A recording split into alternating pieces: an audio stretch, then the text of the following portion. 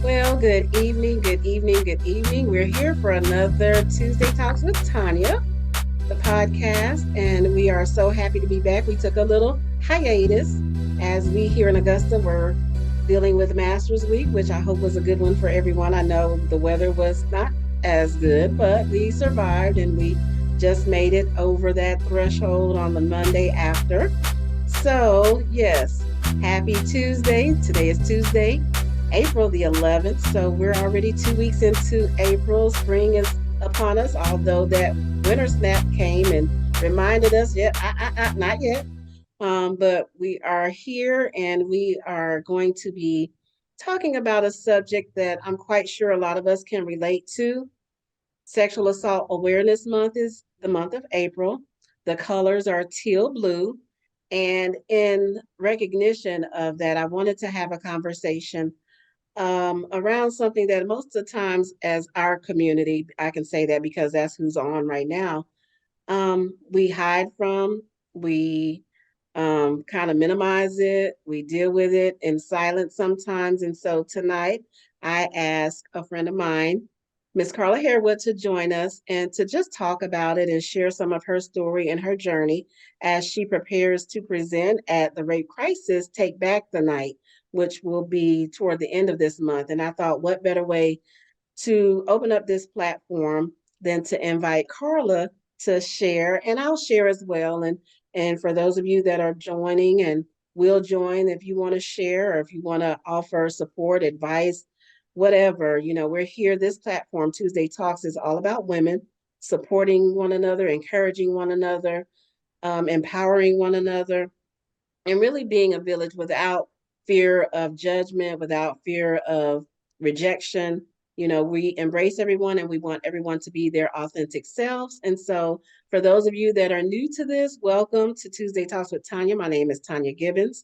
I started this platform about 6 years ago because I saw a void in the community of women and wanted to just do something that would uplift and inspire us and bring us together instead of being catty and separating us and causing diversions and causing just chaos. And sometimes women can be catty, and I've never fell in that category. So I wanted to offer something different, and also wanted to be a safe haven, because a lot of times we may share some things, but we hold a lot of things back. But this is a safe space, and if you're comfortable with sharing, please do. And if you're not, it's okay as well. So, Carla, welcome to Tuesday Talks with Tonia. You've been a supporter forever, and I appreciate your support.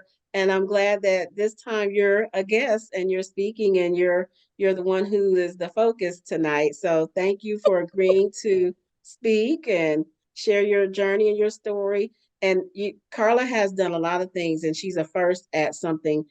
AU, she just graduated recently, and I'm so proud of her. She always feels like she's not important enough, and I don't know where she gets that from. Because clearly she has done things that I haven't even accomplished. And so I like to give people their flowers while they're here. So, Carla, kudos to you. You're a single mom. You've done a phenomenal job with Cheyenne. You've graduated school. You've juggled work, life, children, and all of that. And you still bounce back and you still do what you need to do to represent not just for you, but your family, your community. And I applaud you. So, welcome, Miss Carla Harewood. Thank you, Miss Tanya. Goodness, y'all know I'm emotional. I'm about to cry for that, and I'm steady trying.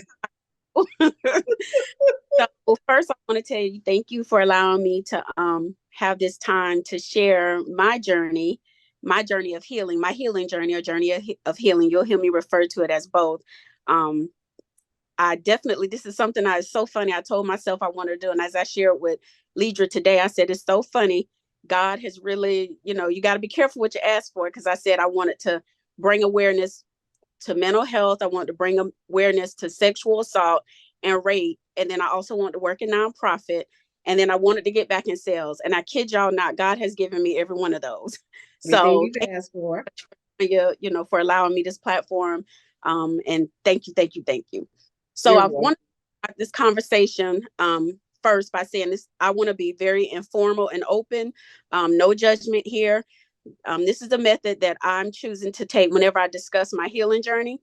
To be open and formal without judgment. I hope that's okay with everyone.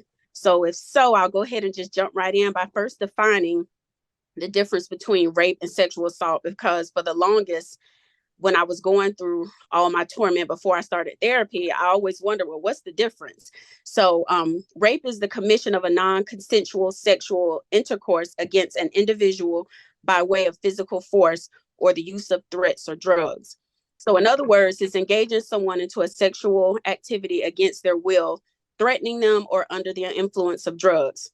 Statutory rape, which may appear to be consensual, while it may appear to be consensual, takes place when a person past the age of consent engages into intercourse with a minor. An underage, for example, underage minor willfully engaging into sex with an adult is still rape because the underage minor is not at liberty to consent to that. They're underage, and the adult is overage and technically should know better. And then you have sexual assault, which is defined as causing another individual to be subjected to sexual contact without consent. So for my journey, I was raped from the time I was about 5 years old to about the age of 11. I was sexually assaulted and raped in high school over the summer to my senior year by a boyfriend and his friend. He also physically abused me early in the relationship, which led up to me being raped and then his friend raping me as well. During my childhood years, I didn't tell anyone because I was told by the perpetrator, if you tell somebody, nobody's going to believe you. This resulted in me being closed in my room all the time, let my mother tell it. I was always, and as I think back, I was always in my room by myself. I was a loner. In high school, I was ashamed of what I had been going through. I struggled with friendships and harbored a lot of anger and was alone a lot as well. I tried to commit suicide in the 8th or 9th grade, which resulted in me getting my stomach pumped. No, I'm sorry. In 8th or 9th grade, when I tried it, nothing happened. I just literally woke up and went to school. I was just really tired. And then as an adult, I tried it again. And that's when I got my stomach pumped and was supposed to take medication and receive psychiatric help. But I was very skillful with my words. And so I covered it up by telling my loved ones I was just depressed over a breakup, and they left it at that. In my community, rape, sexual assault, mental illness, those topics are taboo to be discussed and often swept under the rug, so to speak. As an adult, I looked for love in all the wrong places, as Johnny Lee so eloquently sung to us, looking for love in all the wrong places, which resulted in quite a few meaningless, toxic relationships. These occurrences caused so much mental trauma in my life that I really thought I was crazy and strange. People who I thought were my friends didn't try to understand me and often labeled me as crazy to others, which resulted in me feeling alone and misunderstood most of the time. This all truly went on until about literally a year ago is when I started my therapy. Thank God for AU, because that's how I got into therapy, through AU. I went to the doctor one day, and my doctor, she was like, she just stopped them. This is after a couple of days because I have high blood pressure. And I guess just looking at me, she could tell I was stressed. So she just stopped the appointment and she was like, listen, tell me what's wrong. And for whatever reason, all the years I've been asked that, for whatever reason, that particular day, I just broke down crying and I just told her everything. And from there, she got me in touch with Rape Crisis, and I got my therapist, and it's been on and popping ever since. Through my therapy, I was diagnosed with borderline personality disorder, or BDP. And that's a mental health disorder that impacts the way you think and feel about yourself and others, causing problems functioning in everyday life. Causes of BDP include history of child abuse as one of the causes. There are many, but that's the one that affected me. BDP can damage many areas of your life. It can negatively affect intimate relationships, jobs, school, social activities, and self-image, resulting in repeated job changes or losses. Anybody know me? Not completing an education. I'll tell y'all about that. multiple legal issues, didn't have those issues, and conflict-filled relationships. Since starting therapy, I've been able to confront my feelings and face things that have happened to me. I have a wonderful, wonderful therapist who I feel really cares about my success. Thus, she is committed to my healing. While being committed to my healing, she creates an environment that serves me, a victim turned adversary of rape and sexual assault, while providing me the support I need to not only heal but thrive. When deciding to help myself, I made a promise to myself to enter each session with openness, truth, and transparency, as I feel that is the only way your therapy is going to work. You can go in there and, put on airs and try to be ashamed. You're not doing it but wasting your time. And initially I was like that. But my therapist, I'll define in a moment, I'll never forget. One day I actually took a drink because I was so stressed out and I hated talking about, even now, sharing this with y'all, I'm like fighting to cry, and I don't even know why, because I thought, I'm good with this. I've been doing therapy, but it still triggers me some. And so I had a drink, and my therapist was like, I don't know what's your problem, but I can't work with you under the influence. And I was like, but it was one drink. Why are you acting like this? And she was like, no. She was like, get yourself together and we'll come back next week. And she was like, of course, the regular, if you have suicidal thoughts, blah, blah, blah, blah, blah. And so I wasn't gonna go back. And she waited about 2 weeks. And the third week she called me. She was like, so what day you want to reconvene? Because we're gonna finish this. And from then on, it's been on and popping. And that's when I realized at that point, I really let my guard down. And I told her everything and anything. And no matter how hard it is, and it gets very hard and very challenging, I don't back down. I don't break down. I may cry. She'll give me a minute to cry, but I get myself and I just continue. And you have to do the work. I do the work. While providing me the support I need, not only to heal, but thrive. When deciding to help myself. Okay, so as a result of doing the necessary work to ensure my success, I can recognize the behaviors when they occur now, discovering why I feel the way that I feel, and then make the necessary changes to try to avoid the ramifications of my actions. If there was one thing I want to tell you guys to take from this, and this is for me, this is my story, don't be so quick to judge others. I think one of the most hurtful things of this whole journey with everything I've been through is how, because Dr. Elam, Dee to me, she could tell you, if you go look in our senior book, my mantra for life has always been my friends. I love my friends. I've been labeled the clingy friend because I just love my friends, and I tell them all the time, but where can you be in this world without your friends? Friends to me are like family. And so over the years, I've always had people that I thought my friends, she's crazy, she's crazy, she's crazy. Don't be so quick. What I want everyone to get from me and from this is you never know what people are going through. And if someone's acted different, it's a reason why. So take the time to find out. And then when you find out if it is something that is in relation to rape, sexual assault, domestic violence, mental illness, encourage them, guide them, and lead them to get in the help that they need. Be that friend. Because if it wasn't for that doctor, she was the person, and she never left me until I got where I needed to be as far as with the right therapist, because there was another therapist before her, but she never gave up on me. When I told her I didn't like her, she found me another one. So if I had to say something that I want anybody to take from my story, be the friend to people that people need, because you don't know what people are going through. And if you discover whatever it is they're going through, if you truly love them and they're your friend, don't leave them, be there for them. They're willing to share it with you. And if they don't want to, and then once they do share, stick by them until they get the help that they need. And that's pretty much it. That's my story. Anybody know me, I can talk. So I made sure I try to keep it short and sweet to give us time. If you guys have any questions, I'm open to ask. I'm open to answer. And I'm willing to hear what all you have to say. And so, Carla, that was, thank you for sharing, first of all, because I know it takes a lot. You have to put yourself in a place where you're vulnerable, especially amongst people that you may not know. And so I commend you for doing that, because a lot of times we can't do that as women, especially as Black women. So thank you for sharing. Thank you for being open and honest. And thank you for being transparent, because it's not easy. Trust me, this journey is not easy. And I can speak to it because I've been there.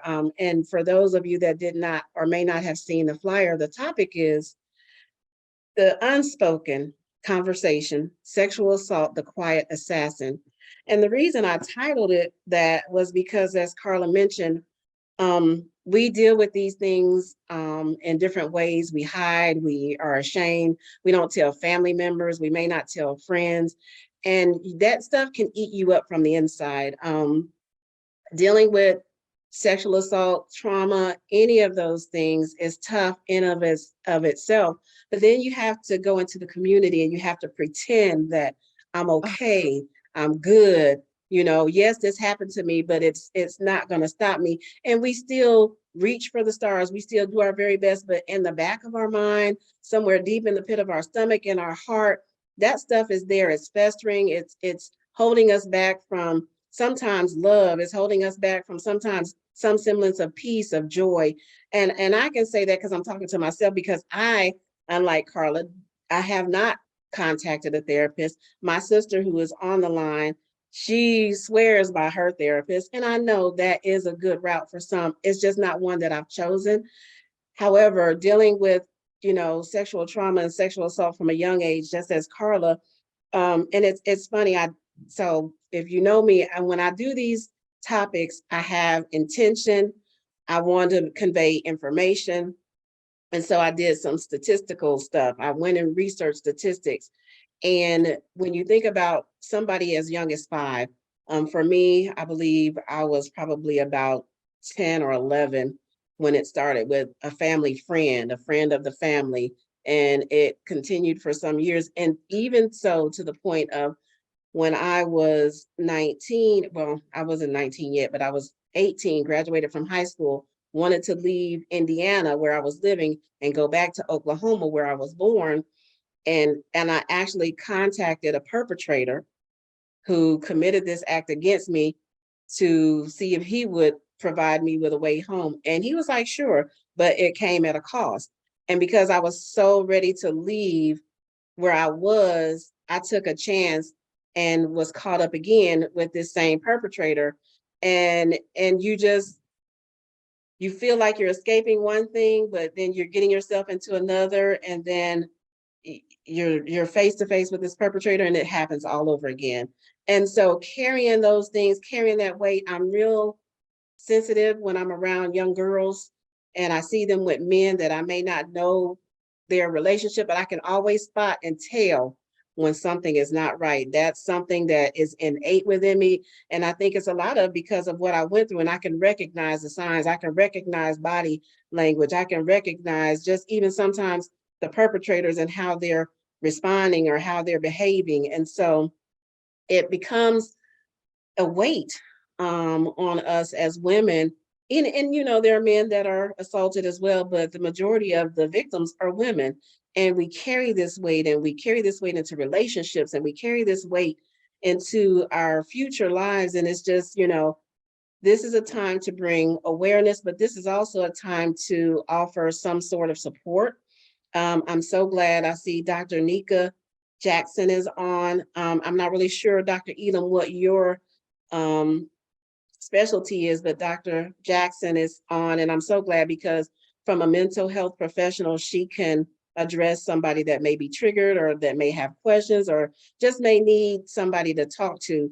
She is a very good friend of ours, and I'm so glad that she's on, because I did ask her, I said, could you please make sure you're on, because sometimes when you're triggered, you're going to need some kind of professional on to help you navigate through whatever it is. So my story, nobody, I mean, a couple people know, but not really a whole lot of people know. It's just something that I've chosen to tuck away into that chest. It was something my mom didn't find out until I was an adult.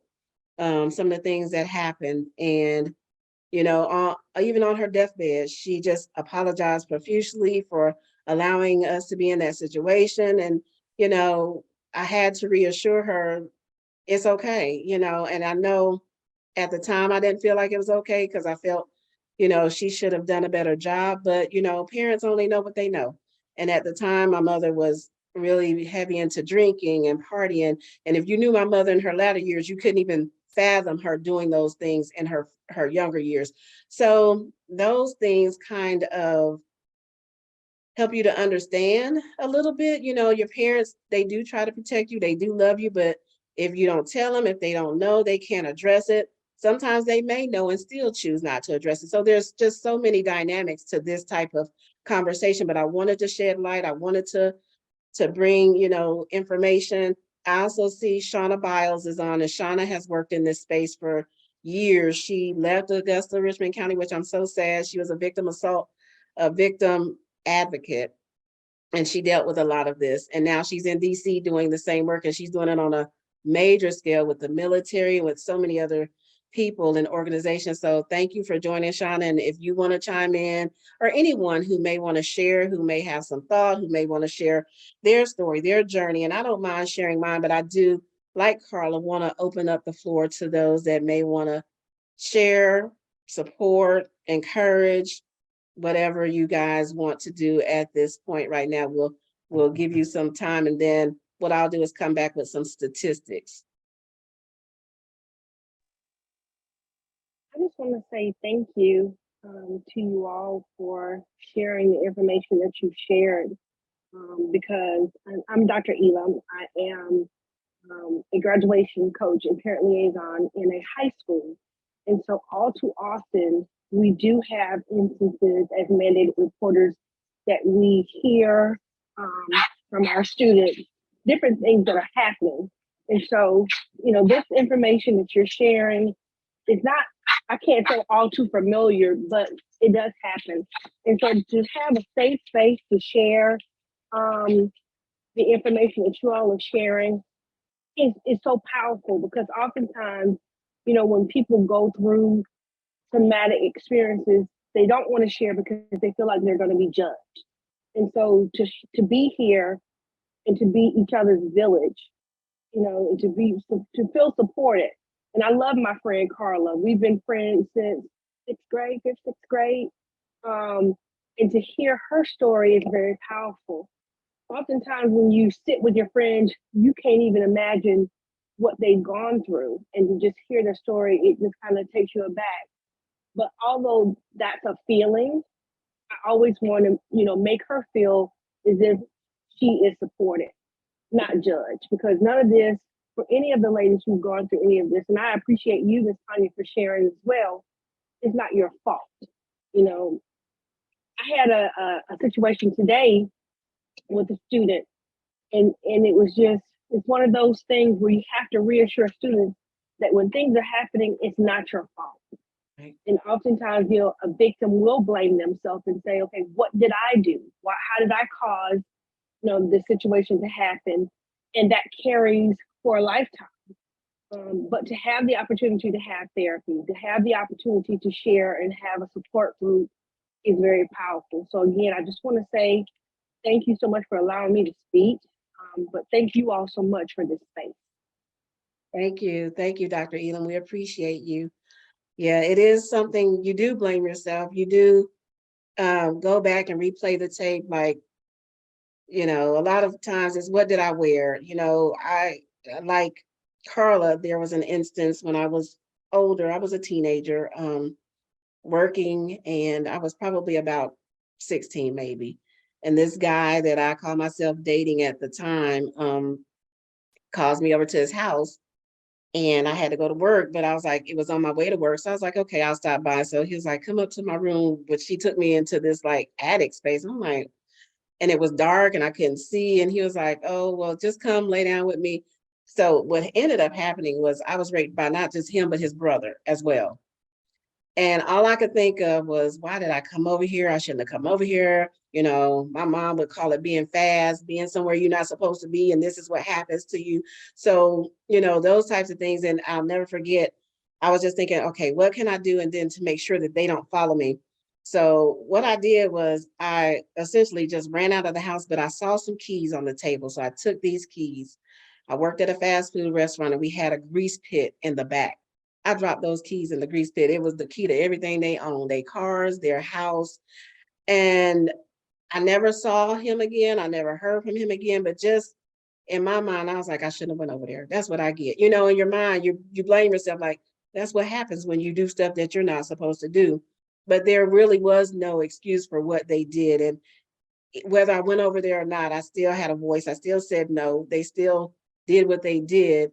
but you carry the weight of that. Like, oh, if only I wouldn't have gone over there. If only I would have stayed home or just went on to work. And, you replay that stuff in your mind. But the victim does blame themselves. And I see Miss Collins had her hand up. Miss Collins, go ahead. I'm sorry.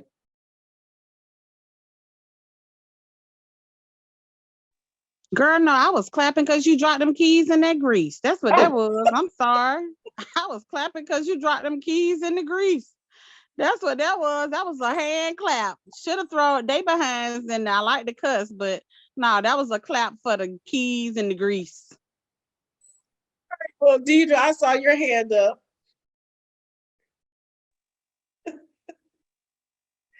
I'm sorry. I'm still laughing at Miss Collins. Carla, I just want to tell you that was very heartfelt. It was something that, like they say, the open forum that need to be known.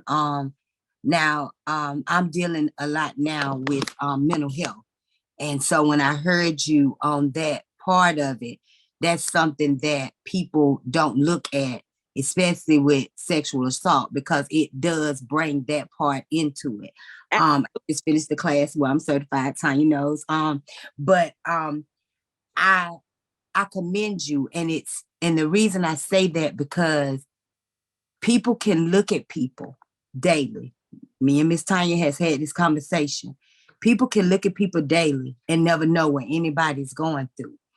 I have a friend who went through the similar situation that you went through, and we're 50 years old.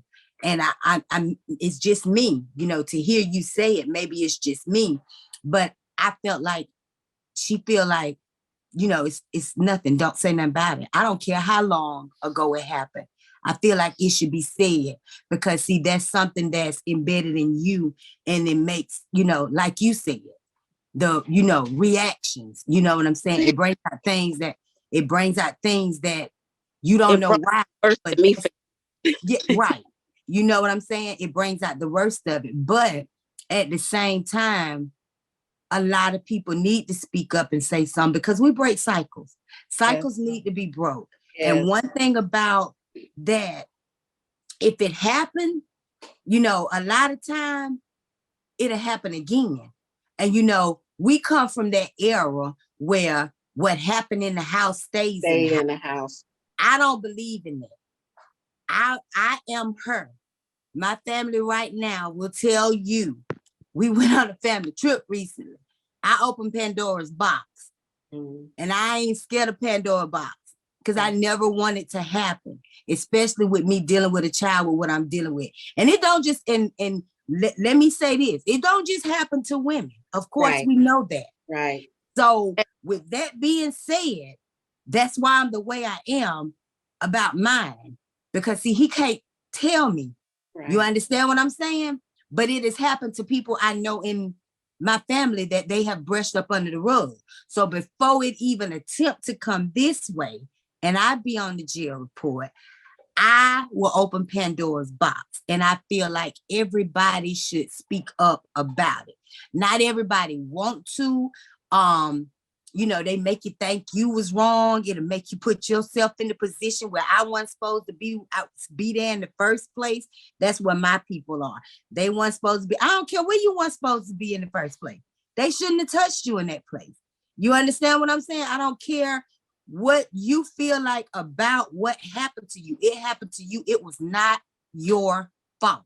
Yeah. Which brings on the mental part of this. You understand what I'm saying?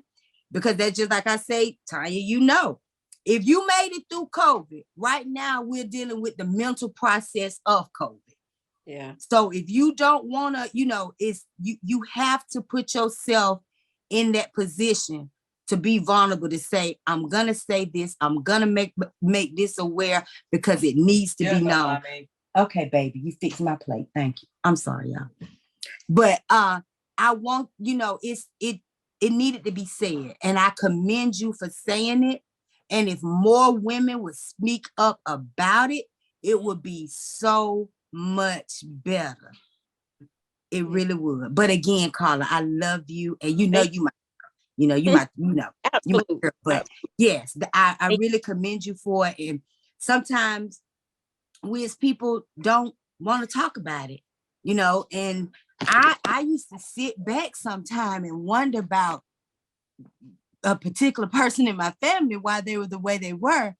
And now I know, and it just came out, but it was so hurtful to me that they don't want to say nothing, but I'm the one to say something. I don't care if it was when it was, I'm going to say something because it needs to be said. Because if it's not said, it's there. And then, like, unlike you, Carla, a lot of people don't want to go to therapy. A lot of people feel like they don't want to sit on nobody's sofa. I had to go because, you know, first I want to say, and I'll be quick. I had to go because when I tell y'all, this stuff tore me up in so many ways. Like, first of all, I want to piggyback up what Dr. Elam said. You know, when I was a child, I never blamed myself up until years later. And I'm going to tell you what happened.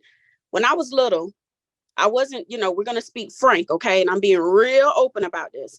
I wasn't penetrated up until 11, but I was, you know the rest, played with whatever, everything touched, but I was not penetrated because, you know, I was young back then. I was still a virgin. I imagine that's probably why. And then once I turned 11, I became a woman. So of course I wasn't going to be penetrated, and then it stopped. But when all that stuff was happening, it incited something in my female area, right? So here I am, 5, 6, 7, 8 years old. My mind know it's nasty. I know it's nasty. I've been seeing on TV, and you know, at that age, during that time, they had just started really making that stuff for where the kids, teaching us don't let people touch you. So it's like, okay, I know I'm not supposed to be touched, but then down there is been waking up. So down there is getting excited. Does that make sense? Y'all understand what I'm trying to say? It does. That, I think that's what made me hypersexual. You know what I'm saying? Which caused me to have all these relationships and just being promiscuous. And then it was like, okay, so then I'm tormented because my mind know it's bad. The church telling me it's wrong. Everybody, the teachers telling me it's wrong. But then my body's like, gosh, I wonder, you know, like almost wanting to be touched, but I didn't want to be touched. But do you understand? It's the physical reaction to it. So it's like, that's the part that was about to drive me bananas and drive me half crazy. But I just prayed, you know, that's because I always been in church. My mom always took me to church. And then it caused me to have so much anger with my mother. Part of it too, my daddy was overseas. He was gone. I'm a daddy's girl. And then my mother was here. And so then I'm harboring all this ill will with her and resentment to her because why? You ain't protecting me. You're not, in my mind, that's what I'm thinking. Like, why are you letting this happen to me? But I didn't tell her because the person was like, if you tell, no one's going to believe you. You know what I'm saying? So then I get into this relationship when I get in high school thinking, you know, this person's going to love me because he was popular and he was, you know, everybody knew him. And I had a crush on him since 3rd grade. And I finally got an opportunity to date in my high school. And then he gang rapes me and his friend. And then it was so traumatic to me. I blamed the third party for all these years. And I finally got it cleared up because I reached back out to one of the perpetrators and I asked him, listen, it's over with now. I don't want no trouble with it. All I want to know, how many people were there? And when he told me who was there, how many were there, the person that I had been blaming for so long, I don't know why I blamed that boy. Because he was my boy. He was my boyfriend. My boyfriend, my ex was the one who did it. And then I had moved on to try to get someone new. He got mad because I moved on, blah, blah, blah. So the new boyfriend, I'm thinking he was there. I'm so out of my mind. And then I had to go back and apologize. So that's the mental part. It make you like misplace memories and repress memories. And then I had this torment. And so I had to go to therapy because I did it for my daughter because I take so much pride in being a mama. And Cheyenne, y'all know me, Cheyenne is my absolute world. I will break anything. I will do anything to make that child smile. And you know, Cheyenne's very big. Y'all know these millennials. They big on their feelings, their emotions. And she kept saying, you know, I'm yelling and screaming all the time and just always agitated. And, you know, she finally was like, Mom, you know, you need to go talk to somebody. And then I looked at her that day when she said that. And I was like, I really want to be the best I can be. And then that's when I went to the doctor. And during all that frustration and torment on the inside, it was making my blood pressure spike up. And so when I went to the doctor, that all happened. But I just want to piggyback off what Didi said about that and make sure I brought that point out.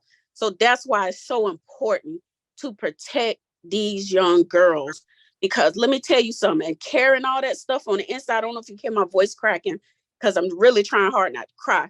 Carrying that stuff for years and years and years, it literally like to drove me insane. Like, I just didn't know if I was coming or going. I'm mad, not mad. That's why borderline, when Dr. Murray, I can't remember his name right now, I'm out of my mind. But my doctor, the psychiatrist from AU, when he finally told me, well, you have border, I was like, thank you, Jesus. Because now I know what's wrong with me. You know, and when I saw the symptoms, it's everything me. I would go from hot to cold, mad to happy. You know, Lord knows I probably had 1,000 jobs in my life. No lie. That was a classic one right there. He said he knew it was that when I told him I just switched jobs. I don't stay at a job. And Lidra, you know, God bless her coming in my life. Tonia, you two have just, you know, been my mentor and been my rock, and just kind of like being patient and caring with me and really nurturing me. And I really appreciate that. All that. And like Didi said, my village, you know, Didi and I reconnecting with school and just her being supportive. I can't thank you guys enough, everybody. I got a couple other friends on tonight. I see Adrienne. Thank you to Tarshelle, my girl for over 10 years. That's my daughter's godmother, might as well say. Just, it was a real struggle. But now, you know, I know what's wrong. I know I'm trying to fix it. I think I'm emotional because it's my first time really just putting it out there to the world. I was more nervous about that. But I'm thankful for this platform, so I don't be this shaky when I go before AU, because I heard the crowd is going to be a lot bigger. So I just, you know, that's the other thing I want everybody to take. Be mindful of these young children, girls and boys, like Deidre said, because baby boys are not exempt, especially in 2023. Just be mindful, be mindful, be mindful. You know, always ask your child. That's one thing when I tell you, from the time Cheyenne came out, like Deidre said, I had to make it known. And I think that's what really protected her more than anything, because I was overly protective of her. Looking back now, I was probably too protective. And even now, just recently, I'm finally starting to let go, because she's 21 at some point, I got to let her go. But it's because of that. I don't want her to happen. My saying was always, if she give a little tush away, it's going to be because she want to, not because nobody took it from her. And one more thing, I did go back to the perpetrator, the ex-boyfriend who incited the gang rape. And well, actually, y'all, this is my story, right? He got out of prison and kept looking for me. Everybody kept telling me, he's looking for you. He want to talk to you. I'm like, I don't want to talk to him. So finally, I was like, okay, fine. Well, he reached out to me through Messenger, and I was like, what? And he was like, you know, I sat in prison, blah, blah, blah. And I just wanted to apologize. And I was like, okay, fine. And I hung up. And then I thought about it. So I called him back. And I said, no, if you want to apologize to me, and I was so proud of myself. This is one of my other defining moments, because I said, I want you to say what you're sorry for. Not that you're sorry. Tell me what you're sorry for. He was like, and then he started getting angry. We ain't got to no, if you sorry, tell me what you sorry for. Mm-hmm. And he hung up. And then he called me back, and he was like, okay, here it go. And he was trembling to say it out loud. And I said, what are you sorry for? He said, I'm sorry for, and he paused, and I said, for what? Tell me what you're sorry for. What did you do to me? And he was like, I hurt you. No, what did you do to me? What did you do to me? And he was like, what did you do? I raped you. I said, and what else did you do? And I hit you. I said, and what else did you do? I let my friends rape you. Okay, then. And so that's what you're sorry about? And he was like, I'm sorry. I never meant to hurt you. You know, I was just going through stuff. Yeah. And I was like, okay, you know, and that was that. But I just wanted to share that with you guys, and just make sure we watch the kids. And, you know, all you educators, when you see little girls and they're angry, back and forth, up and down, you know, just have a conversation and see. But I'm gonna quit now, because thank y'all. And thank everybody. Thank you. I mean, this is what it's about. This is an opportunity to share and to be vulnerable, and to let people know, you know, it's okay. You deal with it how you deal with it. You confront it. You work through it. And I'm proud of you. Like, and it is hard. It does bring up memories. It does get you emotional. And I know I have a couple of folks. I had an iPhone 2 that says she has a question for the doctor, and I'm not sure which doctor. And then we'll go to Shauna, because she has her hand raised. So iPhone 2, what's your question for the doctor? Hi. Hey, Tonya, haven't talked to you in a while. Just Mika, but I'm driving, so I'm listening in. Okay. One, I want to, say this is a great platform for us, and thanks to the ladies, and I just admire the courage it takes to speak it. I do believe truth is healing, on the path to healing. Of course, myself being a survivor as well, being molested by one of my cousins when I was younger, so that drove a lot of things in me, just in terms of just wanting to help children and my love for kids and things of that nature. But my question actually is, just because I recently found out about one of my cousins was molested, I believe she told me, from 5 to 12 by a family friend. Her parents are still friends of the young guy who committed this crime against her. I heard her act out with her dad this Easter weekend in a way that I just haven't heard before. And we had a conversation. She really opened up to me. And I guess my question is, one, I did recommend that, her parents don't know what's going on. They don't know, but she's so fearful and concerned with protecting the gentleman and not want to mess up their family and what it may cause and the damage it may cause there. You can let me know if my advice to her was good, but I said, well, what about the damage that is done to you? That was my question to her. And it's not your job to protect or try to fix that family. They need to know. Either it has happened again, he's done it to someone else, or he will. So we don't know. So that truth does need to be revealed. But just the best advice I can give her in terms of, I told her I can't tell her when or how to tell her parents, but she's going to be unable to fix that relationship and without truth and being honest. And I say there's no timetable on it, but it is important. That's the first one. And either doctor, whoever has, the best thing in just terms of helping her. The second one is a little bit more complicated. A friend who was raped by her mother's husband, who the mother is still married to, didn't believe that it happened. And she endured some other sexual assaults throughout her life. The anger and the personality disorder that I heard you refer to, I see, the question she had, it's just a lot of trauma. So my question with that is almost, can that also turn into a Stockholm syndrome? And what I mean by that is that she actually ended up purchasing a house with her mother, who she holds anger to because she didn't protect her and allowed her to go back into foster care. So once she was adopted, then this happened by her mother's boyfriend, who she married, who she's still married to. And he's in the house, she's in the house, and they have a house together. And it's just this anger. I'm like, is there really healing there? And as a friend, what can I do or say to help her navigate that? Because for me, I think she's just saying good things about him to make it, I don't know, to okay. I don't know, but I just see how she acts out and different things that happen and how she responds. I'm like, that has to be the most difficult thing, to reside in the same house with the two people that caused or are part of one of the biggest pains in your life. So just as a friend, what I can do to support that individual, and then how can I help my cousin have that conversation with her parents about what happened to her between the ages of 5 and 12. So that's my question.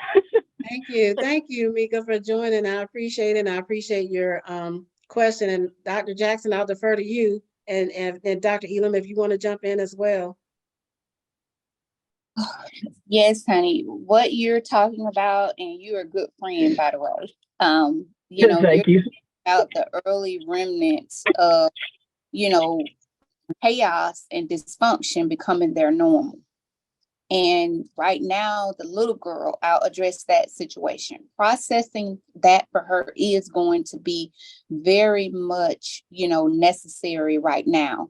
And coming from a pre-contemplation stage of change, that's that second one. They don't see that there's a problem because chaos and dysfunction has been their normal. It's what they, see as, guess what, this is it. So her mindset has adapted to that. And if with the first situation, getting in there and helping her get her a good therapist and a support system, I would go from that approach Because guess what? If she discloses that in sessions and she's a minor and she still has access to them, we're mandated reporters and it takes the liability off her. But we would do that supportively and we would do that carefully, because this is where the seeds of personality fractions and dysfunction are planted. And Carla can tell you, because of who people were to you in that survival mode, that splitting, that on or off, black and white, that's how you begin to see the world, and it influences who you are. And that's where it starts, in those early stages and the characteristics of that little girl. And so getting in there, helping her process that and relieve that burden of guilt off of her. Yeah, was not to interrupt. She's 23 now. She's already experimented with some drugs. She smokes, and it's she's 23 now, and I'm like, self-medicating, honey. She's trying to those feelings. So you're right. It is becoming more and more complex as she gets older and as she continues to live life and go through stuff that may be unrelated to it. But how she processes things and sees things, those underlying characteristics are kind of going to be stagnant and the same if she doesn't get in there and modify how she thinks and understand that there are gray areas and they are in between things. And so, you know, you don't have to operate off who people were to you, influencing who you are.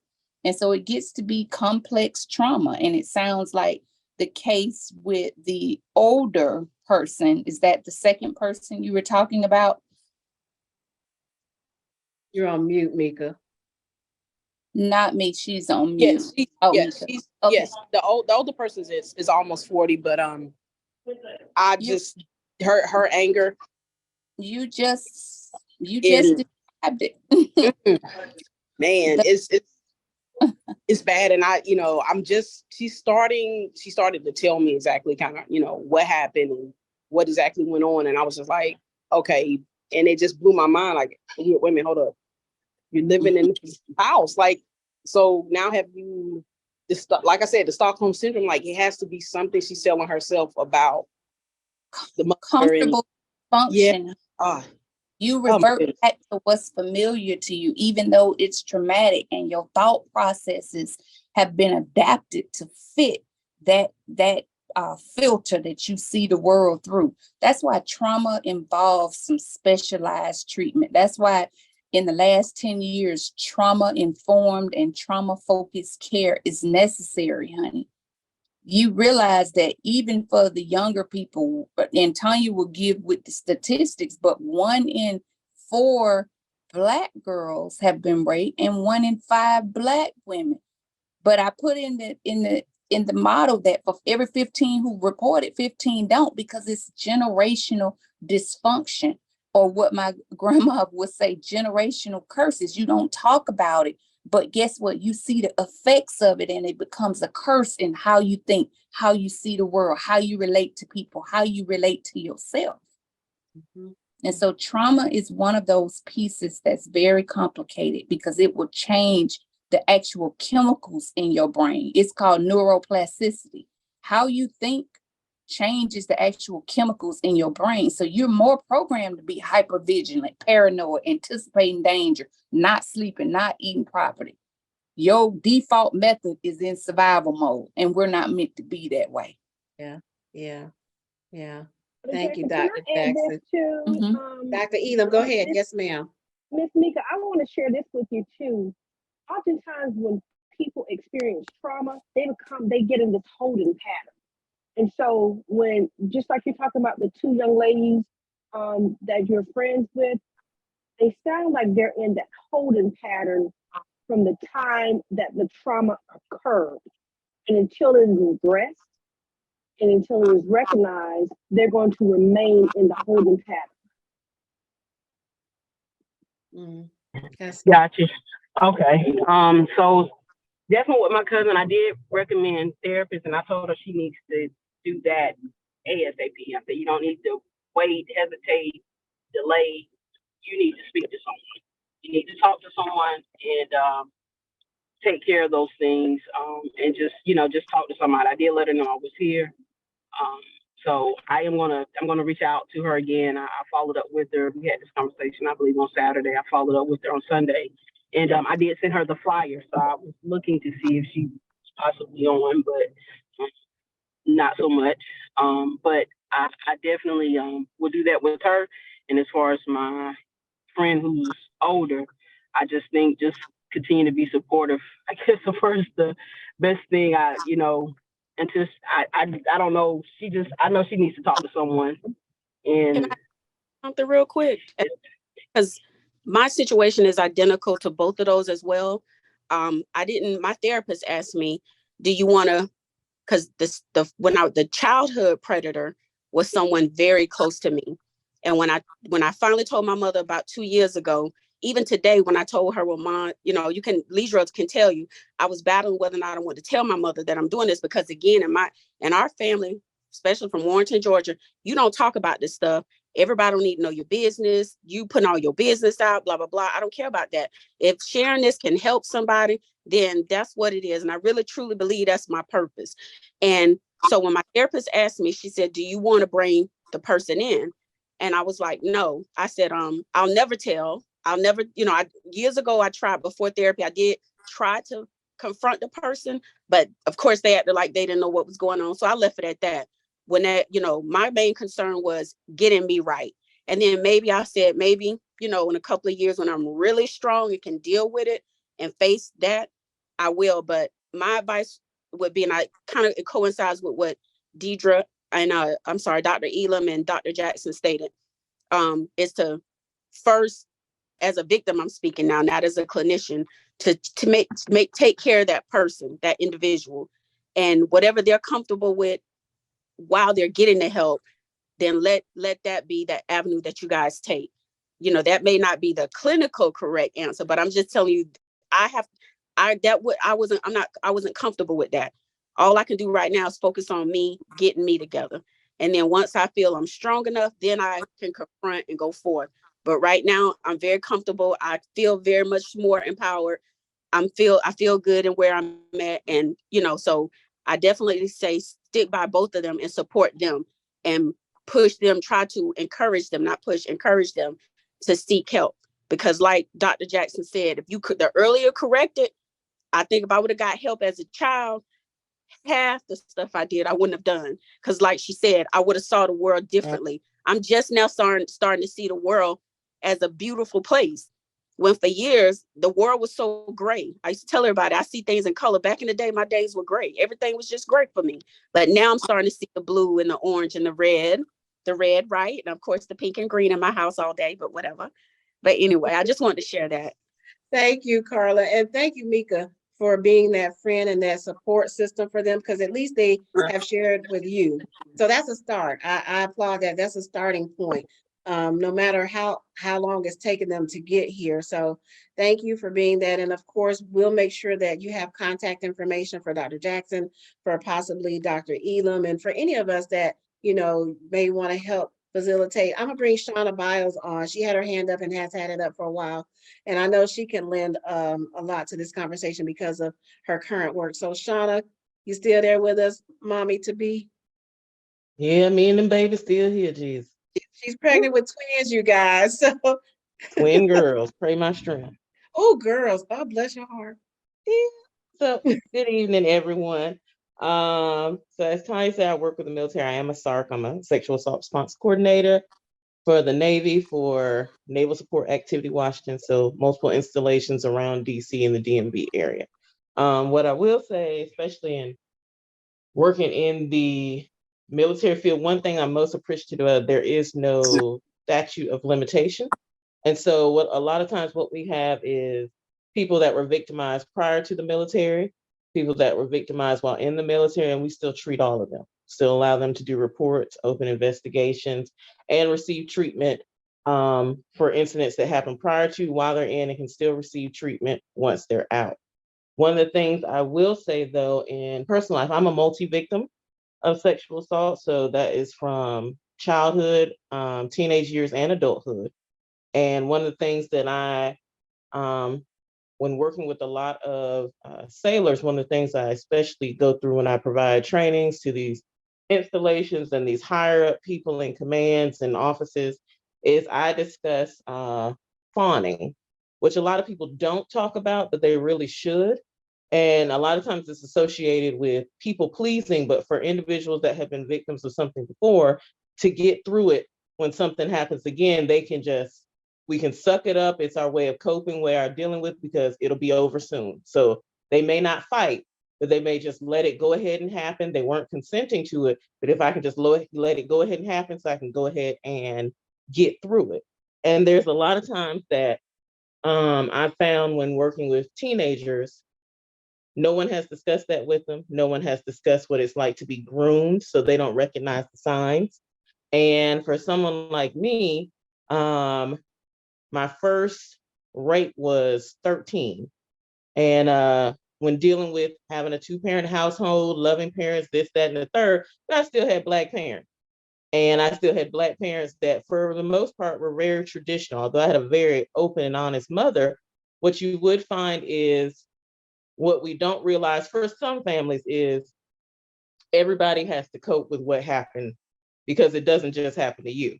So I've got one of those strong fathers that protects, provides, supports, all that stuff. And when I was 13, I did not realize that for him, he probably felt like he failed in that moment because he didn't protect, because it happened in the home by my brother's best friend at the time. And so for a father, his response to it was not one that was of a loving place, and that changed our relationship. It wasn't until I got older that I recognized, oh, they were coping and trying to deal with it as well. Yeah. And even for my mother, because I had to go through the whole judicial process. And that is something that for a lot of people, it is scary, and it will cause you to, if you are sexually assaulted again, depending on what the outcome is, you won't report again. Statistics will tell you that people that have been sexually assaulted, especially women, expect for it to happen to them again. You'll hear statistics that say every 68 seconds, another person is sexually assaulted in America. And so it is, I hope I didn't do none of your stats. That's Tanya. okay. It's okay. I was like, I hope you're I ain't a professional, so it's okay. I just had to do a proclamation up here and speak. And I'm like, these are things that, a lot of times people aren't talking about. Every time I go and do trainings about fawning and victim responses, because people think if you're a victim, you should act this way. And it's like, absolutely not. Right. Absolutely not. And when I explain what it is, 1 month in one location, I did about 12 trainings. And then I had about 3 people from each training afterwards go, I need to sit down with you and make a report. I knew something happened to me. I wasn't really sure about it. But yeah, I had a feeling it was wrong. I just wasn't sure because it hadn't been explained to them. And so we explain to people a lot of times, this is what sexual assault is, this is what that is, this is what that. But we also need to explain what consent is, because people aren't teaching consent. We also need to explain natural responses to behaviors, which is something that we're not doing. And so we're missing the mark in a lot of areas, because everybody that's coming to me now is 18 and older. But like Tonia was telling you all, working in the judicial system, and that's before I left there, I was in Major Crimes and Special Victims Unit. I specialized with the child molestation cases because other people couldn't handle it. Yeah. And so I think my youngest victim was 6. And the prosecutors couldn't even handle it. And they were just like, I'm going to break down. It's like, we don't break down. And they're just like, no, I can't do this. Yeah. So consent, natural responses to trauma, recognizing that our family, like that dysfunction that people live in, that norm, that tradition, that cultural and environmental behavior and setup and mindset, they don't know how to deal with it. They don't know how to cope with it either. I'm done talking. All right. No, I appreciate you, Shauna.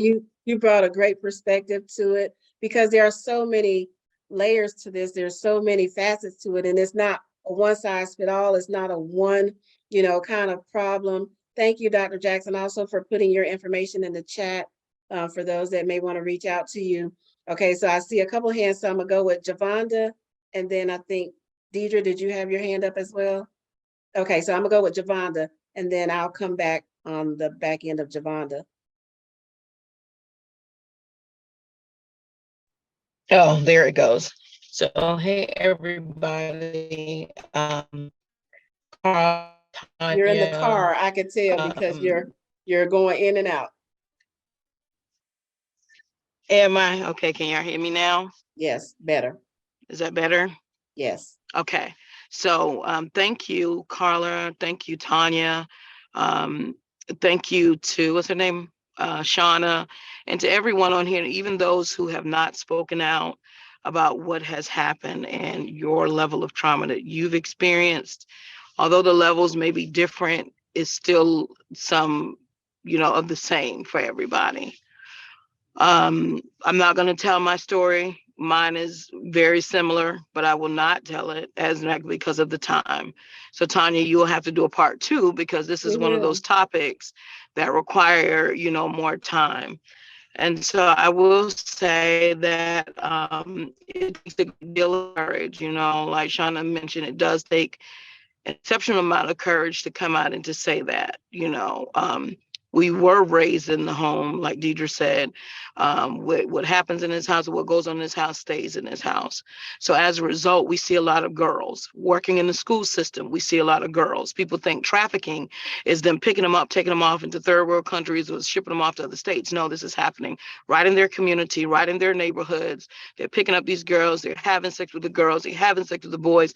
It is ongoing. These trailer parks up here, you got to watch it because that's where a lot of it is happening.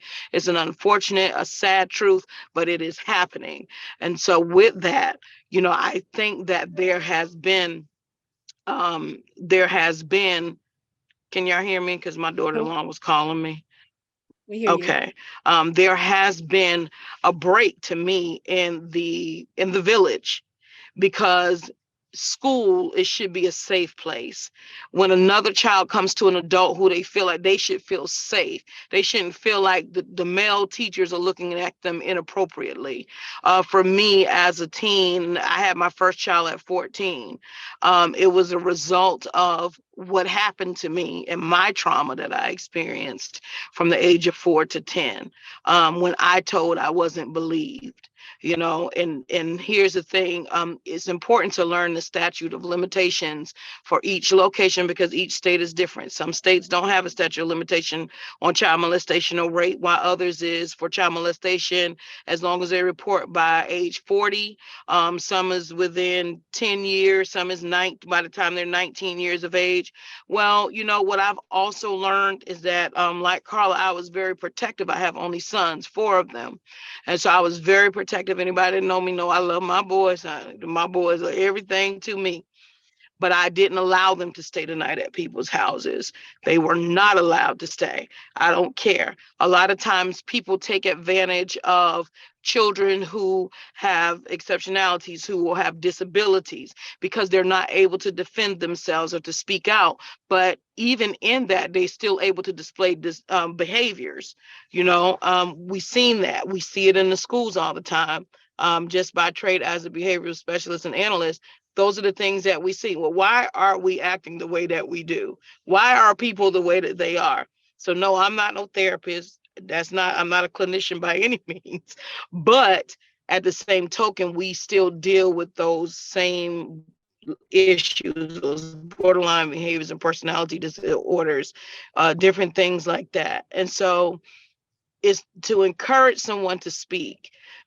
Therapy is one thing that a lot of people, because our community alone, which I'm so happy that now is becoming more open and more of our community is saying, listen, I need help. You know what I'm saying? And it's nothing wrong with saying that. It's not to say that you're crazy. You're not crazy. What happened to you, and even whether it's personality disorder, it doesn't matter. Personality disorder, if I'm right, clinicians on here, it can only be treated by therapy. From my understanding, there's no medication for that. And I just think that sometimes medication suppresses and it doesn't allow the patient or the victim to actually speak. Whereas when they're not as heavily medicated, you know what I'm saying, they can come out and say, well, this is what happened. Some people go into becoming self-mutes where they won't talk. I taught a young girl like that. She was a self-mute. I said something else is going on with this child. She's not just a self-mute in 7th grade. You get what I'm saying? Like, was she talking before? Yes. Okay, well, something happened. She just stopped. Yeah. But she understood everything. She could read. She'll write down everything. But that self-mute, where did that come from? So I said that to say is that there are so many more girls that have gone through or still going through these things. Tonia said it clearly, like, we can identify because we've been through it. The way she carries herself, the way she holds or how she positions herself, becoming promiscuous, it's very important, especially with our young girls. Like our schools for Richmond County, our schools cannot get enough of mentoring because we are considered those schools they're at-risk students. You know what I'm saying? We can never get enough mentoring in our schools. And so, Carla, because you're there now, like you're getting there now, you're speaking out more. You're going to have more engagements that's going to come because people need to hear your story. Tonia, the same for you. We have those connections. And I always say this, I've built a community.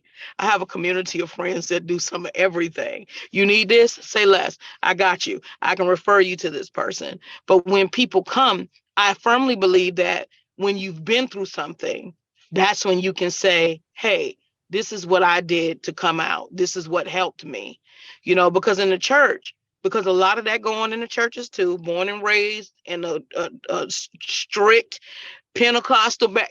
See, Deidre, I know who you are, Deidre. Just hit me who you are. Hey, boo. You know what? I want to say something. I'm gonna get off that. You said you wasn't a therapist just now, but let me tell you one thing that I learned in the class that I just went through. Our lived experience is more than a clinical for anything. Your lived experience will get something quicker. Not knocking the doctors now. I'm not trying to take away from you. Right. Lived experience, that's the key. Nobody can. And that's what I was saying about that. Right. A lived experience is where it is. So you can go back to saying what you're saying. But yeah. Oh, and thank you, Nika, Dr. Jackson. I saw that. I wasn't sure that, so personality disorder can be treated by medication. So I wasn't sure, but I knew like therapy was like the number one for sure. It. I'm on it now. Right. I take it now. Okay. So yeah. Yeah, so I didn't know. That's why I said I'm not sure. But you're right. Some of them do that suppress and make you zombified, I call it. You're right about that. You're absolutely right. Yeah, and then you don't get anything else. Mm-hmm. But I have to. But I just want to say thank you guys so much. Thank you. Carla, we ain't doing this. No, I got you, baby. I love you to death. But listen, I truly appreciate this forum. One day we're going to all sit on this panel, be able to talk out, not just here, because Tonia is doing an amazing thing, and it's based off of her experiences. You get what I'm saying? And that's another thing, Deidre, that's exactly right. But what I was saying real quick, Tonia, about the church is that, and this is no frown on God and what we believe, because I still believe that God is God. But what I do know is that the church has become a place of victimization, and it has put people in a place where they don't want to talk because they're afraid of this pastor here. Well, It happens. It's not just the pastors, it's the deacons, It's the missionaries, because honey, some of them women off the chain too. Don't get it twisted. But it happens it's more often than not, and it has been, and it's been generational. It's been generational. So y'all, let's just stick together. And for those that's on here, and although I can be very comedic and I like to have fun too, but my deeply rooting spiritual background is that my prayer for each of you today is that God truly heals you in every aspect, because therapy, God, is vital. And so it doesn't mean that you don't tell it, because the church too, take it to the Lord and leave it there. No, he put people in places for certain reasons. It's just like when you're diagnosed, you cannot be healed from something if you don't know what you are being healed from. You go to the doctor to find out, I've been diagnosed with cancer. I'm not saying I have, I'm using this as an example. But what type of cancer? This is the type of cancer. But then if you get healed, even through the treatments or whatever you're to do, because they give you options. You meet with a surgeon, you meet with the oncologist. They tell you what your options are. What's your survival rate? Here's the prognosis. at the end of the day, even in your faith walk, whatever it is, I believe that even in that, you pray by yourself, pray when you go into therapy, that God releases you to say everything that happens so you can be your full person. That's all I got today, y'all. Because, honey, I can go in on this, and I'm so emotional right now because I love the fact that we as Black women have come to the place where we can say, this happened to me. Mhm. And we want to protect so it doesn't continue to happen to others. So thank y'all so much, and to all of the clinicians on here, and Deidre, even for you, sweetie. You know, I pray for your strength too, even with your baby and the movement that you have. God is faithful, y'all, and I know that Carla, even with you, Tonia, doors are opening, and it's just, this is such a powerful time, and it's so important, y'all. So y'all just please keep telling your story, because somebody needs to hear it. Somebody, so that they can say, listen, this happened to me too. That's what Shauna was saying, that the more people should start talking and dealing with the military, they're saying, okay, well, I need to talk about it. This is what happened to me, because they don't know that they've been assaulted. And so it's important to find it out. But thank you, Tanya, for this. And that's just it. But I appreciate each of you. I really do. Thank you, Vonda. Thank you for sharing and for bringing some of that other stuff to the forefront and to our awareness. And it's it's overwhelming at times.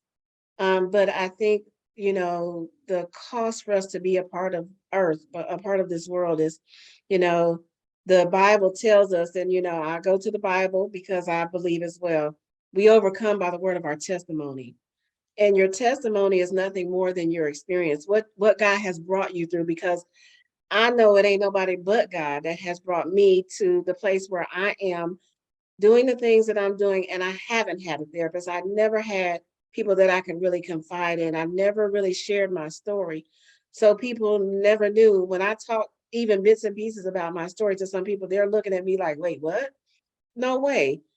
And so I know it was God, but also know that because I've been through those things, it's my duty to try to help somebody else. It's my duty to try to prevent somebody else from experiencing what I've experienced, especially from a negative perspective. And so I've never really on a platform like this shared. Like it's always been maybe, one friend here, one friend there. Maybe if a group of us were talking, I'd just give just a little bit. But I know that I can share because I've been there. I can talk because I've been there. A lot of times people, they want to tell you stuff and they've never been there. They've never done that. They don't have the t-shirt. I've done all of that.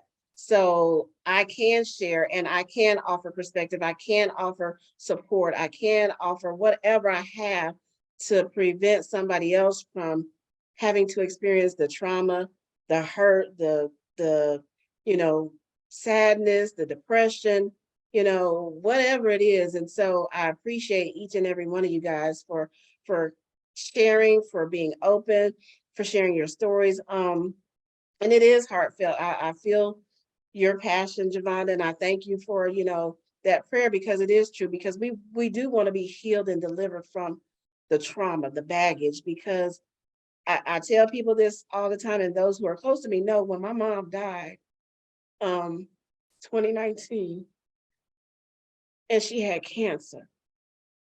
And it was colon cancer, and it was so aggressive. We found out on December 18, 2018, that she had, it was stage 4. She died April 16 at 11:47 p.m. 4 months. But I told my mom, I said, your cancer has eaten you up because of the bitterness from the anger, everything you've carried, the abuse, everything she's ever gone through. She never dealt with it. I don't want that to be my story. So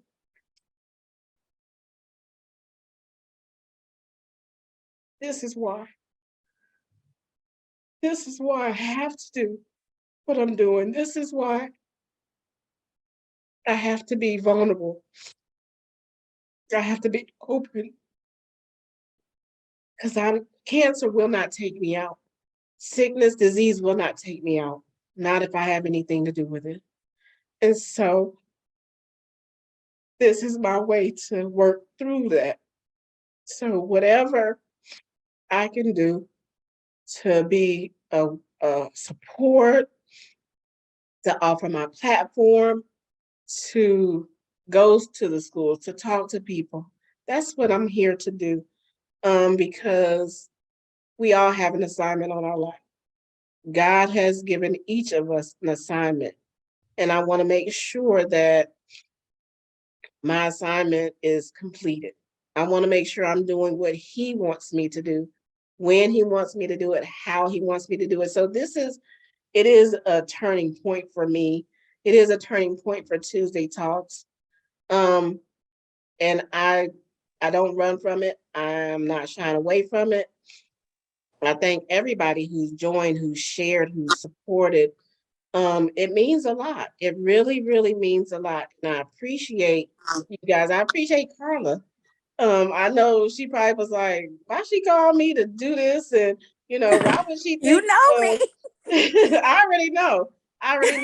Why she want me to talk? I said I must have been a last resort. What she No, you called were me? not. I'm I always know. if you don't know how, anything that's else that. about me. Listen, we talked about why I think that I way, but know. I'm working on it. I know. I'm But always can I say this, intentional. Tonya? Yes. I met you and Stacy, when your mother, that's how we really got close. I literally met you. You said, can you come sit with my mom? Because me and Stacy need a break. That's how I met you and we got close. Well, prior. And this is the first time. You are one strong woman. I have never seen you emotional in my life ever. So I know this is heartfelt to you. And I'm so thankful that I get to be a part of this with you. I never knew you've been through this. I never have, and to see you this vulnerable today. I've never seen you share emotion about, like, I tell Lee all the time that, do she ever get sad? Like, so, I commend you. I commend you for your transparency today. And, to anybody, the young lady with the 2 people and you, Javonda, all you got to do is call me. And I do not mind coming to the school. I'm open to share everything. Miss Dr. Jackson, Dr. Edom, I'll drive to Atlanta. Anything that can help, because I never want another child to battle with the things that I've had to battle with up until it took me 49 years. I'll be 49 this year to finally kind of get it right a little bit, through the help of God, my wonderful village, and my therapist. And I've had to do it on my own. No support from my family because, again, you don't need to talk about that. Just turn to the Lord. Like Javonda said, turn to the Lord. I'm going to my therapist. I'll be on that Thursday with her. I can't live without her. Like, I wouldn't be this far without her. So thank you, Tonya. Thank you to all my friends that I asked to join. They know who they are. I don't want to call nobody out because I know I'm talking too much because I just love to talk. No, thank y'all. fine. And thank everybody for your kind words and your support. Leader, I but see thank your you, hand Tonya, for up. being so vulnerable. And I Oh, love absolutely. you. You're so pretty. I Thank love you. I love you too. I just want to say, like, I always got to throw some humor in here because y'all in these days about work nerves. I need a shot right about now. Thanks to Tonya and Javonda. Them daggone tears. Y'all done told my daggone nerves up. I don't know what to say. No, seriously. I thank everybody for coming on and sharing. I think this was definitely a very important topic. And Javonda, you hit it dead on the head when you said, Tonya, we gotta have a part 2. I do think, this is an immediate topic. This is a topic we could talk about all month long, all year long. And because as Nika shared in the chat earlier, for every 15 Black women who say something, there are 15 who do not. But if you guys have not been paying attention in the chat, I just want to also say go out on the 25th if you guys are available. Augusta University will be having their Take Back the Night event on the 25th, and Carla will be sharing her story and doing the walk. So if you guys are free, let's all kind of meet up, get together, and go on AU's campus and do the walk on their Somerville campus, April the 25th. At 6 p.m. And also, because I'm kind of like unofficial, Tonya's unofficial, like executive assistant, chief of staff, please be sure to go on Facebook and like the Tuesday Talks with Tonya Facebook page so that you can stay up to date and current on future Tuesday Talk with Tanya events and activities. She also shares lots of other information and resources in the community. And please go to YouTube and subscribe to the Tuesday Talks with Tanya YouTube channel. Thank you. If that ain't a public information officer, I promise you, she sound like the car commercial. She is a public information officer. That is her real job. So, and I appreciate her. Okay, Miss Jackson, say in that order. In that order. Because that's what he died for, Javonda. I'm sorry, I kicked in because I'm like, you know what? I had it already text Tanya, like, don't forget, Tanya, to tell him at the end. But looked like she was getting ready to close it. I said, let me just go ahead and raise my hand and throw it in. I wasn't getting ready to close it. I was not. I was just okay. Well, I just didn't want you to forget. So just a reminder. And that's listen, the PSA. Thank you. You and my sister on the same page. She's like, do it next Tuesday, not in 2 weeks. So, because normally we're bi-weekly, but we shall be back next week. So the village has spoken. We'll be back next week with a part 2. But I do want to share some statistics because Dr. Jackson and Shauna both have shared some, but I did some research, so y'all finna hear these statistics that I researched. So I went to the National Sexual Violence Resource Center website. 1 in 5 women in the United States experienced completed or attempted rape during their lifetime. Nationwide, 81% of women and 43% of men reported experiencing some form of social harassment and sexual harassment and or assault in their lifetime. 1 in 3 female victims of completed or attempted rape experienced it for the first time between the ages of 11 and 17. That about took me out. It is estimated that 734,630 people were raped, including threatened, attempted, or completed rape in the US in 2018. 40% of rapes and sexual assaults were reported to police in 2017, but only about 25% were reported to the police in 2018. Almost 1 in 4 undergraduate women experienced sexual assault or misconduct at 33 of the nation's major universities.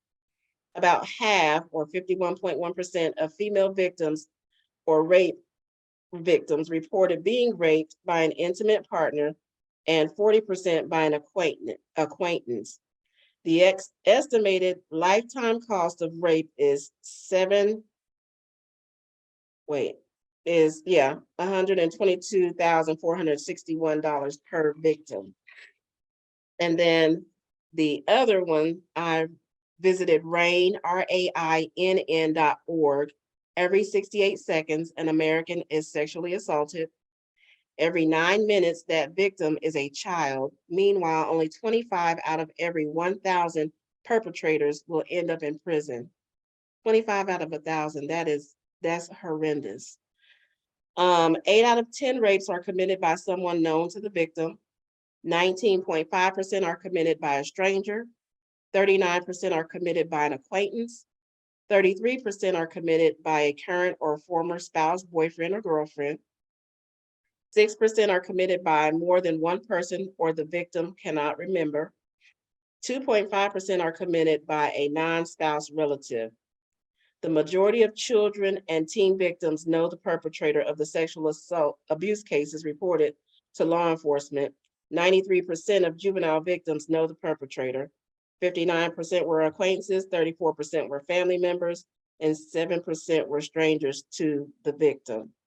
And so those statistics, of course, I'll put both of these websites in the chat for those that may want to go in and those that may want to, share or see some other statistics, but just knowing what's out there, knowing our resources, we have to make sure that we help people get help, and not make people feel like they got to dig and search and research and do it under darkness of cover because they don't want people to know. That's why this platform is so important to me. That's why doing this tonight was so important to me.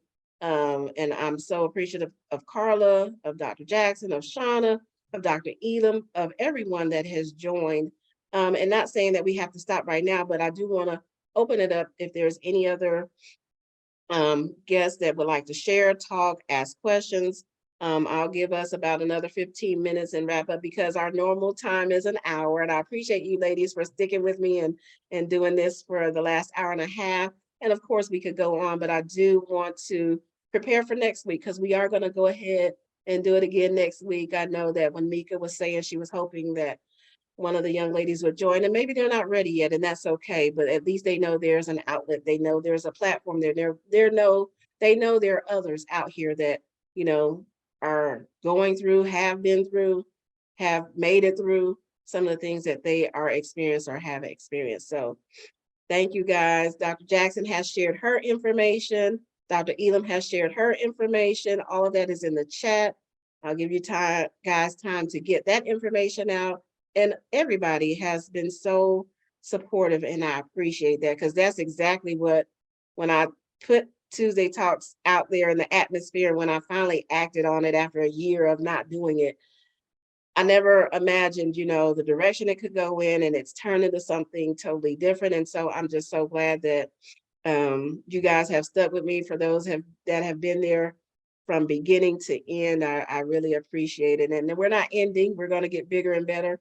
There are things that I want to do and accomplish and goals I have to reach with the podcast. And so, yes, like Deidre said, please go out and subscribe. I've been doing this for 5 years, and I think I've been on YouTube for about 3 years, maybe, or 4, going on 4.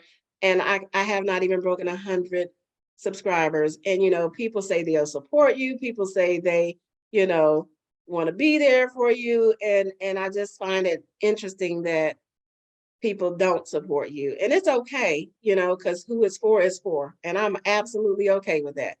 Whoever it's for, they will be the ones that will follow, that will subscribe, that will like, that will get information, that will be helped, that will be whatever. And I'm okay with that. So thank you guys that have done it so far. Deidre, you want to say something? Because you know I ain't gonna say. I bet you after the night when I get on Facebook, I bet you we'll bust 200 to 300. How much you want to bet me? You with me? Bet you. I'm gonna bet you. Okay. We gonna make a bet when you call me tonight. After we gonna make a bet. We'll make it official. But no, honestly, tonight was very, very enlightening. And just like everyone has said, I was gonna come on and say yes. Next week, we not bi-weekly. We need to come back next week. This is a topic that is very prominent. It needs to be talked about. It don't want to be talked about. And you know, Javon said again, you know, we was living in a world where in this house stays in this house. But no, that doesn't need to happen because it's happening to so. That I take that the girl with me. But you asked me what are you sure? Nika, you're not on mute no more. Oh, my bad. I done made it with this no limit soldier.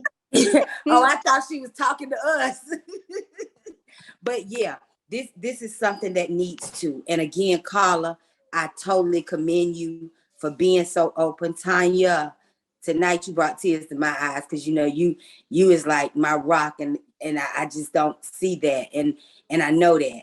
And again, just like I said, it don't just happen to women; it happen to boys too.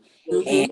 And we have some men who could probably benefit from this, but they wouldn't dare. But the fact of the matter is, it needs to be said. Yeah. It needs to be said. Yeah. And yeah, so men are less likely. When I was in Massachusetts, I had the opportunity to work with domestic violence and rape victims. And so men, you'll be surprised at how many men have actually been sexually assaulted who have suffered from, you know, child molestation. And then they're confused, you know, sexually because they're like, well, like Carla was saying, like, I'm little and I shouldn't have this urge, but it's there because it's been, you know what I'm saying, aroused before time, you know, in the most inappropriate way. And so there's a lot of men who deal with domestic violence as well. So yeah, absolutely, it's vital. You know, they would benefit from it, but they're less likely to talk about it openly. I mean, I think that if men would start, you would be surprised at how many of our men will be healed through it and be more effective in the home, because they've been told so long, just community-wise, that we're not to say certain things.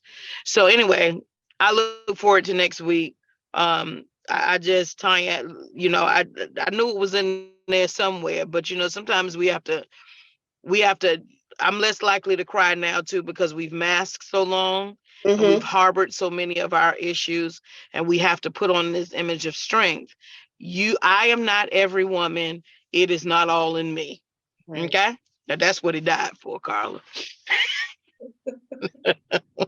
That's my thing. I am not every woman. It is not all in me. That's right. Because you want to be healed so you can be whole in every aspect and area of your life. And that is true. I firmly believe it. So y'all, I am not every woman. It's not all in me. I want my man, but I want to come healed, because my first marriage was a flop. But all of that plays a part in it. But we'll talk about that next week. You're fine. I think people forget that I didn't like Javonda, y'all. the most strength is being weak. Go ahead, Stacey, what'd you say? I said, I think people forget that the greatest strength is being weak. I think about Jesus on the cross. It takes strength to be weak. It takes strength to be vulnerable, especially in our society. We always want somebody strong, superhero, this. The strongest thing you can do is be weak. Yeah. That's all. That's my TED Talk. Thank you. Thank you. Thank you. Well, ladies, unless somebody else has something burning to talk about or share, I will wrap us up. This has been an enlightening, insightful, but necessary conversation. And I so appreciate each and every one of you. And I do look forward to next week. We're going to talk about it. We're going to share. We're going to support Carla as she goes to take back the night. And one of the things I do want to point out about that event, it is majority Caucasian females. There are very few African-American women or other nationalities that show up. And so we want to absolutely show up and support Carla, but also because we have stories too. We have stories too that we need to share, that we need to let others that look like us see that there are stories within us as well. And so absolutely we'll be there to support you, Carla, and to be there for you. And thank you for being my guest and for cracking this egg open and being willing to get scrambled a little bit, because that's how I look at it. It's like you crack the egg open and it's sitting there perfect, but then you got to scramble it up. So I appreciate that. And thank you to Dr. Jackson and Dr. Elam for sharing your perspectives and your expertise, as well as Shauna. Shauna has been doing this work for a long time, and it takes a special person to be able to manage and deal with the types of trauma that she sees and hears about day in and day out. Even the two doctors as well, because I'm quite sure you guys hear it as well. So thank all of you ladies for what you've done to help, set us up to be able to have a support system for other women that, some of them don't even know they need this help. They don't even know they need us. And so, and Javonda, Carla said, ain't nobody like Javonda, love her. And he died for that, Javonda, he did die for. Yes, thank you. Thank you to Miss Collins, that PIO person that gonna make sure, hey, y'all follow, y'all like, y'all say, go ahead, Miss Collins, I see your hand up. Yes, I was about to do closing remarks and just tell everyone, thank you all again for joining us for this week's Tuesday Talks with Tonia. Please be sure to follow us at Tuesday Talks with Tonia and subscribe to the YouTube channel at Tuesday Talks with Tonia. See you ladies next week. Thank you, ma'am. I appreciate that PSA. She is an absolute beast at what she does. That's what she does day in and day out for her real job. So I'm glad she's on team Tuesday Talks with Tonia, as well as Farmore & Associates. And yes, please like and follow the page. And if you'd like to be added to our email list, please send in your email address and we'll add you, because I do send out emails sharing information, keeping people abreast of what's going on. And we will definitely add you to that as well. So ladies, it's been a pleasure. It's been my pleasure. I am so appreciative. I want you guys to have a wonderful Tuesday. Look forward to seeing you guys next Tuesday. And y'all have a good night and stay safe.